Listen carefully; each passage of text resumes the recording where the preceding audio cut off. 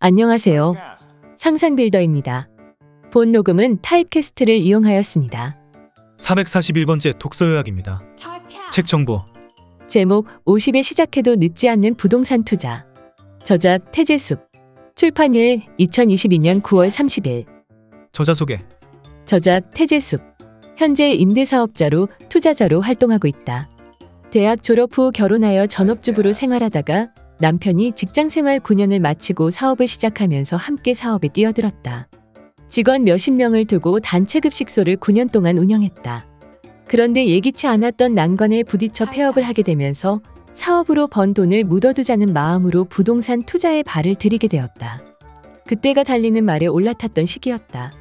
서울이 상승 직전일 때 노른자 부동산을 사게 되었다.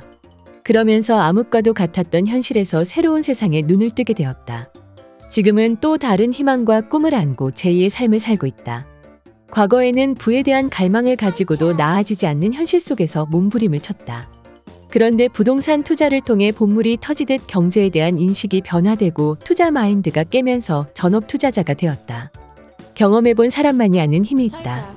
부동산에 관심을 갖는 독자들이 시행착오를 줄일 수 있도록 돕기 위해 그동안의 경험을 토대로 카페 활동 및 상담을 하고 있다. 저서로는 보물지도 20등이 있다. 책에서 얻은 내용. 전세를 전전하다 54세에 부동산 투자를 시작해 5년 만에 70억 자산을 일군 저자의 책이 출간됐다. 부동산 투자를 시작한 이래 26번의 부동산 규제가 가해진 상황에서 이뤄낸 결과다. 책에는 저자가 시행착오를 겪으며 자산을 불린 과정과 저자가 50대에게 상담해주며 이들이 거둔 성공 사례를 함께 담았다. 남편과 함께 운영하던 사업이 예상치 못한 이유로 폐업하게 되었다.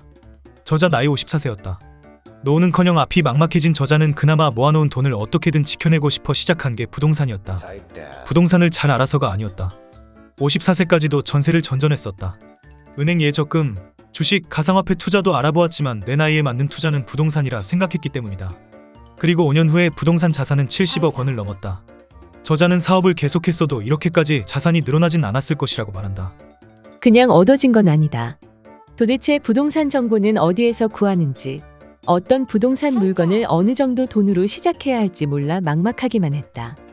물건 고르는 판단을 잘못해 손실을 보기도 했다. 이렇게 바닥부터 하나씩 경험을 쌓아 올리며 한 가지 사실을 처절히 깨달았다. 50대는 30대, 40대와는 부동산 투자 접근 방법이 완전히 달라야 한다는 것이다. 젊었을 때는 큰돈을 잃게 돼도 다시 일어설 기회가 충분하지만 50대는 다르기 때문이다. 같은 부동산 물건을 투자하더라도 50대는 철저하게 안전성을 먼저 봐야 한다. 한데 주변의 상당수의 50대가 젊은 사람처럼 시작하는 사람이 많다는 걸 현장에서 보면서 깜짝 놀라게 되었다.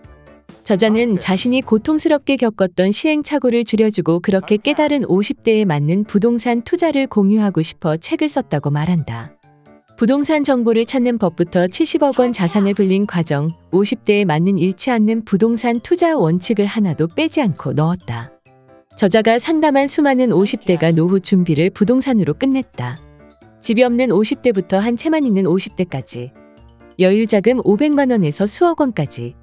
처한 상황과 여윳돈 규모에 따라 50대는 어떻게 접근해야 하는지 성공 사례와 실패 사례를 가감없이 담았다. 자신이 50이 넘어서 부동산 투자를 시작했기에 늦게 시작하는 사람들의 고충을 잘 안다. 저자 역시 형제 중에도 주위 사람 중에도 가장 늦게 내 집을 마련했다. 이 책을 집어든 독자께 말해주고 싶다. 늦어도 괜찮다고, 아직도 기회는 많다고. 내 집 마련 50에 시작해도 늦지 않다. 화폐 가치가 떨어질 때 자산을 지키는 방법.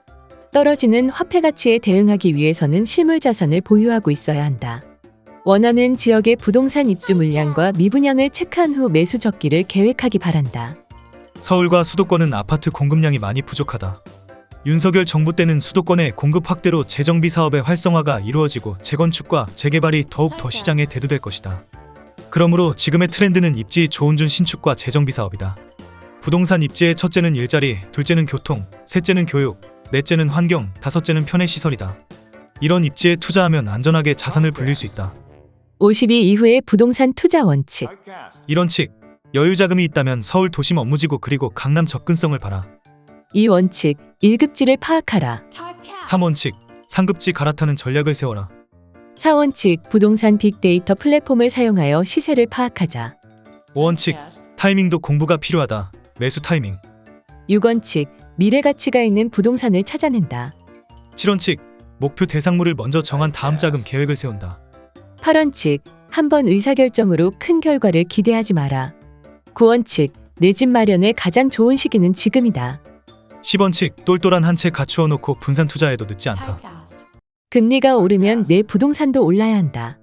그런데도 부동산 가격이 오르지 않는다면 상급지로 갈아탈 준비를 하자. 일자리가 풍부한 화성시, 인천에서는 부평구, 서구를 적은 돈으로 미래 가치가 높은 부동산으로 추천한다. 금리가 오르면 무리한 대출로 집 사기가 어렵다. 그러나 50대는 이 시기에도 좋은 매물을 찾을 수 있는 여유가 어느 정도 있기 때문에 유리할 수 있다. 집값이 내려가면 전세가 치고 올라와 다시 집값을 올려주는 것이 시장 논리다. 우리나라만 있는 전세는 실수요자들이 판단하는 가격, 실제 사용 가치를 의미한다. 매매가는 실수요자의 사용 가치에 투자 가치를 더한 것으로 매매가가 전세값보다 높다. 하락장에 있던 바닥 지점에서 전세가율이 아주 높게 우상향할 때는 상승 사이클일 때다. 즉, 전세가 올라가기 때문에 매매가도 덩달아 함께 밀려 올라가게 된다. 이를 잘 분석하면 매수 매도 타이밍을 찾아낼 수 있는 힌트가 된다. 신도시 오피스텔은 주의를 요구한다. 아직 교통 등 기반 시설이 완성된 것이 아니며 직장도 많지가 않다. 수익형 상품은 교통과 일자리가 가장 중요하며 그 다음으로 따져볼 것이 편의시설이다. 신도시가 자족 기능으로 안정된 상권으로 갖추어지는 시간은 10년에서 13년 정도 소요된다는 것을 염두에 두고서 접근해야 실패가 없다. 이상으로 독서 요약을 마치겠습니다. 감사합니다.